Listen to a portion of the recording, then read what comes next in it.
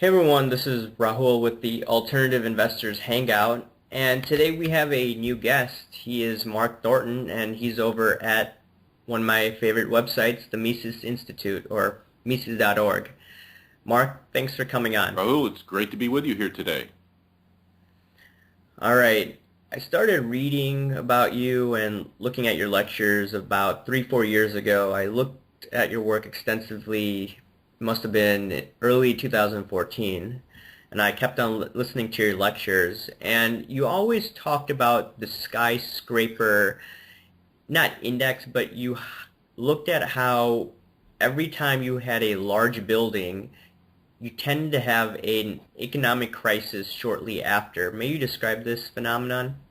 Yeah, well, it's called the skyscraper curse, and it started with a research paper back in 1999, and basically there is a correlation between the building of a world record-setting skyscraper in terms of livable space and height and a world economic crisis. It also goes further than that in the sense that a country's tallest building, a continent's tallest building, a U.S. state's tallest building often seems to coincide with an economic crisis within that geographic area. But the main thing is the building of the world's record-setting skyscraper and a world economic crisis. And that goes back to the Panic of 1907 when the Metropolitan Life Building and the Singer Building set records. They were started in 1906, and then there was the Panic of 1907, just as those buildings were reaching record heights. And then, of course, the buildings opened in 2008, and the U.S. economy and other parts of the world were in economic trouble or crisis. And the Panic of 1907 was bad enough so that it serves as a rationale for establishing the Federal Reserve System a few years later. And that correlation continued on with the Great Depression, the stagflation of the 1970s, the tech bubble, the housing bubble, and it looks like it's going to continue on with the next world financial crisis as well. Speaking of the next world financial crisis, I mean, a lot of people are talking about, hey, these bonds can blow up, hey, there's something eerily wrong with China right now in the short term. And I read one of your articles, and it said that China has now a new large building, the Shanghai Tower, I believe, and I think that something's brewing in China. So it does seem like the next financial crisis, or you could see that you see another large building in China, look, we may be on the verge of the next recession. So I totally agree with what you're saying there. But based on your research, have you noticed any tall buildings within the last 1 to 2 years where you think that, hey, this is the same thing happening all over again? Absolutely. The case of China is interesting. They got to a record height in the construction of one of their buildings for China. So it's setting a Chinese record back in the summer. And of course, they're still working on it. It's not opened yet. But ever since then, reaching that record height, the news out of China is growing increasingly worse. And some people are predicting dire consequences in the near-term future. And so that Chinese record, I think, does signal a crisis in China. And of course, the numbers, the statistics that we get out of China are very doubtful in many cases, both on the upside and the downside. Their ability to do all sorts of manipulations with their stock market to keep it from collapsing. Basically, when the stock market started to go down in China, the government put into place rules that prohibited people from selling their stocks and closed down selling in the majority of Chinese shares. And they also put in rules that forced people, such as pension plans, to start buying stocks. And so that has put some stability in the Chinese stock market in the short run. But once those measures are either released or even if they're not released, we could see a lot more downside in Chinese stocks. However, there's something more important, and that's a world record-setting skyscraper which is under construction in Jeddah, Saudi Arabia, where they're building a 1 kilometer tall building, and it's supposed to set the world's record by a number of stories over the Dubai Khalifa Tower in Dubai. And so this tells us, and I put out a piece just last week, I call it a skyscraper signal, which means that they've started building the world's record-setting skyscraper. It's already, many stories tall, and once that structure gets close to setting a world's record height, then you have a skyscraper signal, which tells us the skyscraper curse is either upon us or in the very near future. And so I think we're looking out towards the end of 2016 or sometime in 2017 to reach that record height. And so my sense of it, I'm no kind of financial advisor, but my sense of it is that 2016 is not going to be a good year for financial assets, and that sometime in 2017 we should see some kind of world economic crisis, and that could be, it's hard to tell where this one is. With the housing bubble, we could write about that. I wrote about that in 2004, 5, and 6, and that one was more easy to identify. This one is likely going to involve social media and related stocks. So there's a big frenzy right now, again, in the internet, and you look at the valuations of these internet companies and these biotech companies, and it seems like that's the area where we're going to see that economic crisis manifest itself, and again, not just guessing, in 2017. Yeah, this bubble is going to be hard to predict where it's going to be. It could just be all over the map. But going back to the skyscraper index and the correlation between economic crisis, the Austrian school talks about if you keep interest rates low for an extended period of time, I think it was Hayek who had a Nobel Prize for this, then you're going to lead to economic crisis. So do you think that because of interest rates kept artificially low, this creates a confusion on the part of all these construction or all these individuals involved in building skyscrapers, that they believe that the economy is great, so they put in all these monies towards building these large buildings, and then they realize when the large building is created that, hey, credit freezes up, no one wants to spend money, and then you get the bust phase. Is that part of it, or is there more to it than just simply interest rates? Oh, yes, very much so. And I wrote about the skyscrapers and business cycles in a paper published in the Quarterly Review of Austrian Economics, which is available for free on Mises.org, M-I-S-E-S. And basically I explain what goes on in the economy when you keep interest rates artificially low. And I'm just mimicking here what Hayek wrote about and what Mises, his teacher, wrote about. He had a book in 1928 on the causes of the economic crisis, where he wrote specifically about American monetary policy, which was influenced by Irving Fisher, where they were keeping interest rates artificially low and pumping money and credit into the economy during the 1920s. And basically, if you keep interest rates artificially low and you're pumping money and credit into the economy, you give investors signals that all sorts of investing, new types of investing projects, construction projects, production processes are now achievable and are going to be profitable. And sure enough, initially they are. And so everybody has a job, everybody's making profits, stock prices are going higher and higher and higher, and everybody feels great, everybody feels like they're a genius. But they're doing this all on the backs of bad signals, and they're making bad investments, or what the Austrians call mal investments, M-A-L.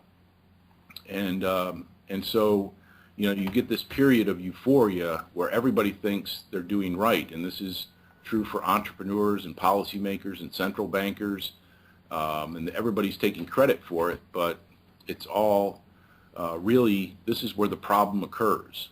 And later on, when these investments are not really panning out, and where they're not able to sell their products at the prices that they anticipated, and where their costs are all of a sudden suddenly higher, and funds become more difficult to get, and where labor markets get real tight, and so none of these plans materialize, and as a consequence, you start seeing companies with losses, having to lay off workers, people consolidating, all sorts of business maneuvers to try to shield themselves from the inevitable bust in the economy.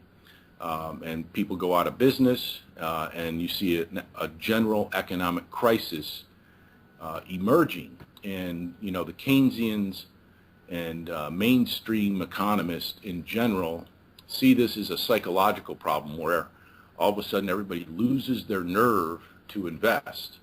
But in reality, it's a purely economic problem based on a misallocation of resources. And then, naturally, when people lose their job, have their home foreclosed on, where dividends have to be cut, where payroll has to be cut, layoffs and so forth, and, stock prices are falling, naturally people are going to be depressed. But it's not the depression that people have, the psychological depression that people have, that causes the crisis. It's the crisis that causes the depression. They've got it all wrong. They've got it all backwards. I totally agree with that assessment, and unfortunately many people tend to follow the Keynesian or the Main Street economic point of thought. Now, moving on, I know that part of your work also consists of following drugs and the prohibition of drugs. So there are a lot of, how should I say it, neoconservatives that are against the legalization of drugs, and some of it is a good point. But if you do look at, for instance, some less harder drugs like marijuana, where you've seen the states, I believe, of Colorado and a few others on the West Coast. I think Washington legalized marijuana. And there's still uproar from these neoconservatives who think that the war on drugs is a great idea, but your research has indicated that actually states have made some money on it, and there could be some good to it, and in addition, that less people go to jail for small crimes like that. May you describe this? Well, I'm glad you followed up with this question after that last question, because I know the last set of questions was a real downer for your audience. But this question, I could give an unambiguously positive response to it. You're right. The United States, you've got Washington, Oregon, Colorado, Alaska, Washington, D.C., other cities. You've got 20 more states that have medical marijuana laws. And there's going to be, in the next election cycle, I'm sure there's going to be a couple of states that legalize marijuana and reduce the penalties and allow medical marijuana. This is a wave that's coming, and it's not just limited to the left coast. This is happening in Mexico and Uruguay and in Europe and other places around the world. And we're also seeing, a tremendous success of decriminalization of all drugs in Portugal since the 1990s. They essentially legalized small amounts of heroin, cocaine, and so forth.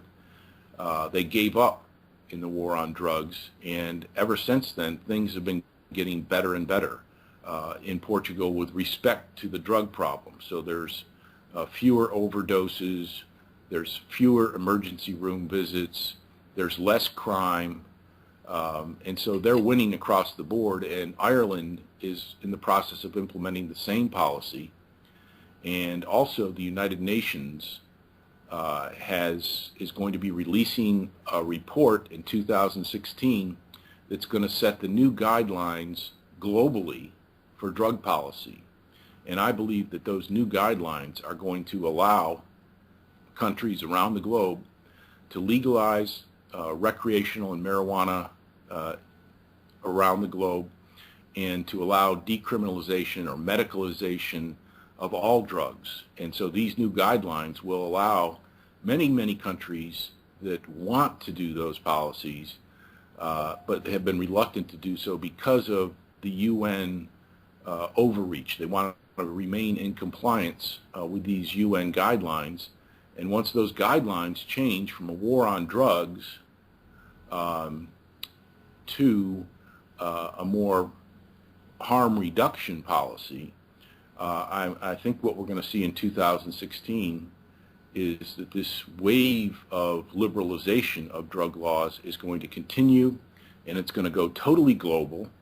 And once we start seeing more and more evidence that medical marijuana is a great thing for people, that recreational marijuana is not as harmful as it was made out to be in the movie Reefer Madness, and so the evidence is going to mount in favor of liberal laws and legalization. So I am so happy of these developments, and these kind of developments we're told for decades and decades would never happen, that we had to pursue the war on drugs.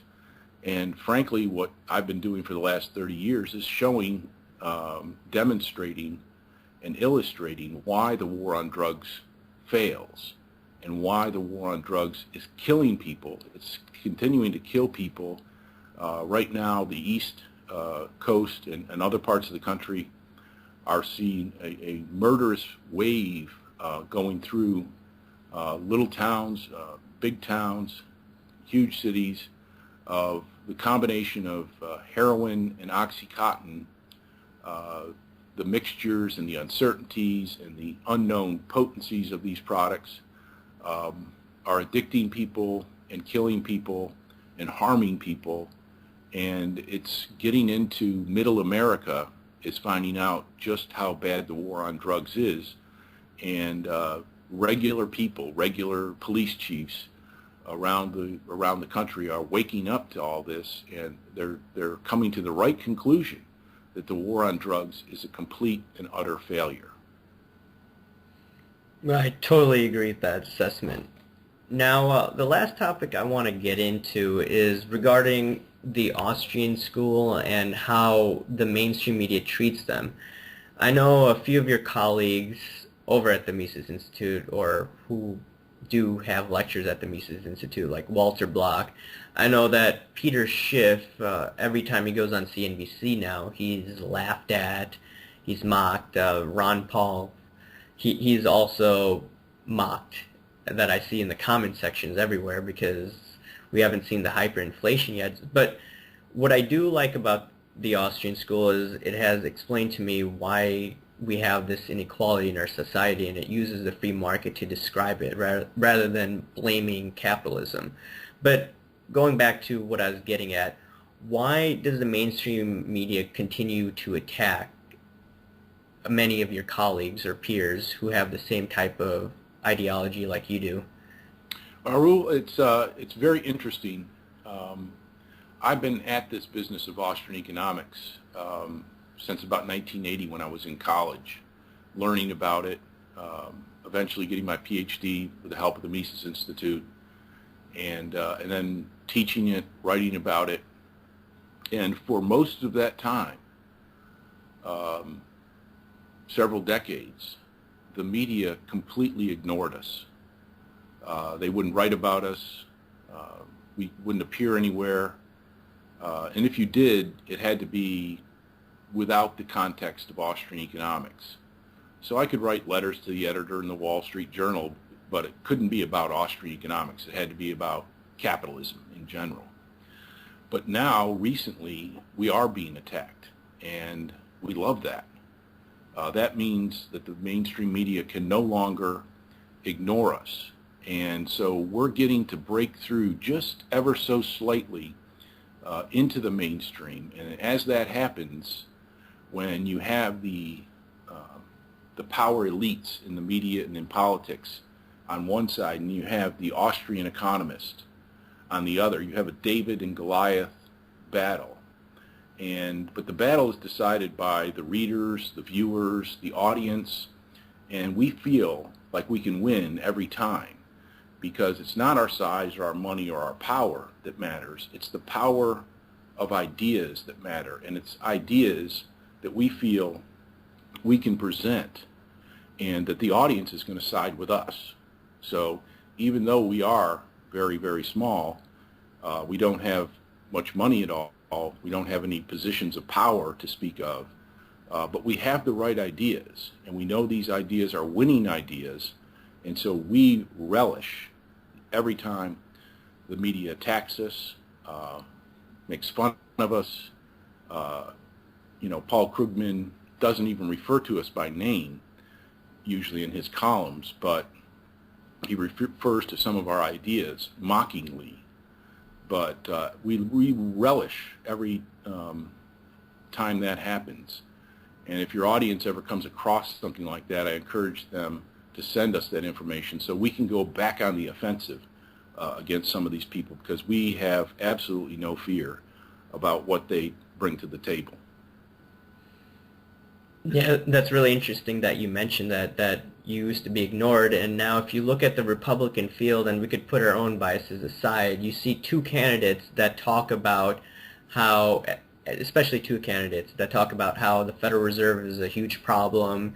You see Rand Paul attacking the Federal Reserve. Even Ted Cruz was saying that we made mistakes going off the gold standard and how we used to have great purchasing power back in the day, or he used to imply that. So I think it's a step in the right direction, talking about how the Federal Reserve does negatively impact our economy and does hurt the middle class, unlike what the likes of Paul Krugman, Dean Baker, Joe Stiglitz talk about. So I think it's great to have, even though, yeah, you say that you're getting attacked, but I think it's for a good cause, because now you see the Republican Party, I believe, going on the right policy when it comes to monetary policy, or going in the right direction when it comes to monetary policy. But yeah, there's no question the number one policy thing that we've been in business for these many years is the gold standard.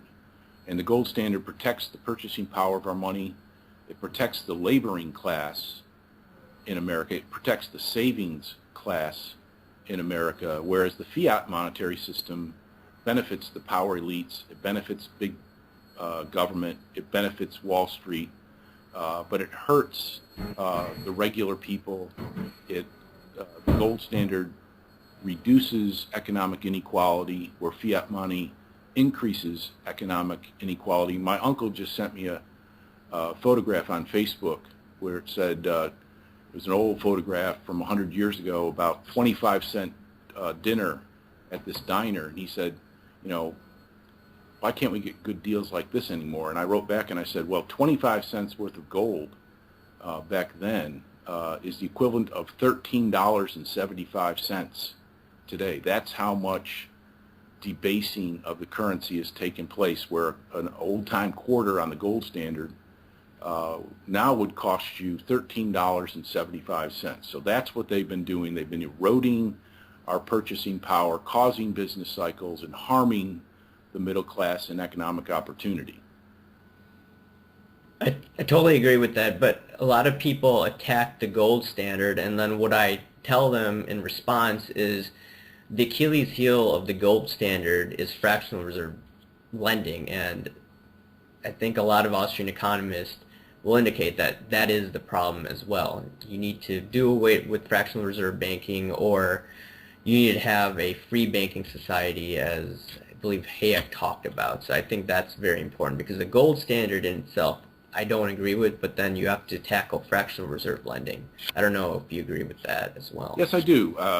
The Swiss are going to bringing up fractional reserve banking to abolish fractional reserve banking in Switzerland. So that's a positive development. Iceland is also investigating possibility of eliminating fractional reserve banking by law. But as you mentioned, just simply a free banking system can also eliminate fractional reserve banking. So you need some kind of gold commodity money, and you need either a completely unregulated banking system or free banking, which forces almost 100% reserve banking, or a law that requires 100% reserve banking. I don't care how it gets there, but getting onto that sound monetary system means that the purchasing power of our money is relatively stable.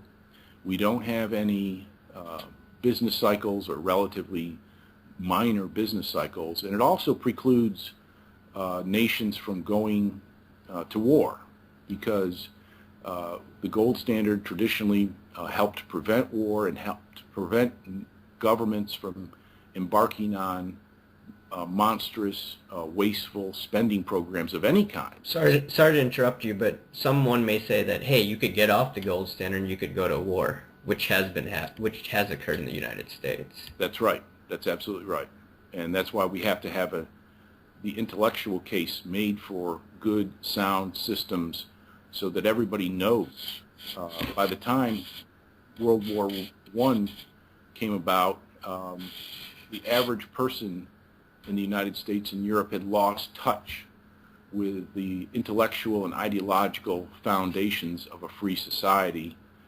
Nationalism came to dominate the public discourse, and that's why the general message of the Mises Institute and Ludwig von Mises himself has to be and is becoming a worldwide ideological movement with more than 20 Mises Institutes promoting the ideas of private property, free markets, and peace, along with sound money.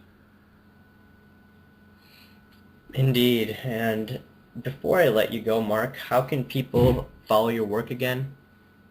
Well, it's very important to go to our website, mises.org, and explore all of the material. It's the world's largest economic web page, and it's written for everyone. So you don't have to be an egghead academic like myself. Understand the Mises Daily, and even our academic journals are very readable and informative about this alternative way of understanding the world. And the Mises Institute was just ranked, out of 2,000 think tanks in the United States, it was ranked the 9th most influential think tank, especially among younger adults and in social media. And so you can also reach us on Facebook. We have a Facebook page that's very active and informative about the cutting issues of the day and all the opportunities that are available at the Mises Institute. And you can follow me on Twitter at Dr. Mark Thornton. That's DrMarkThornton.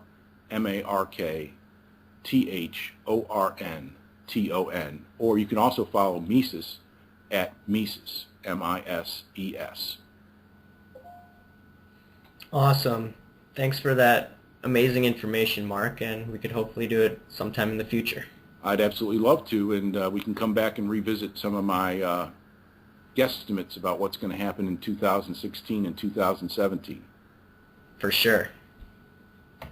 Thanks again. Loved it.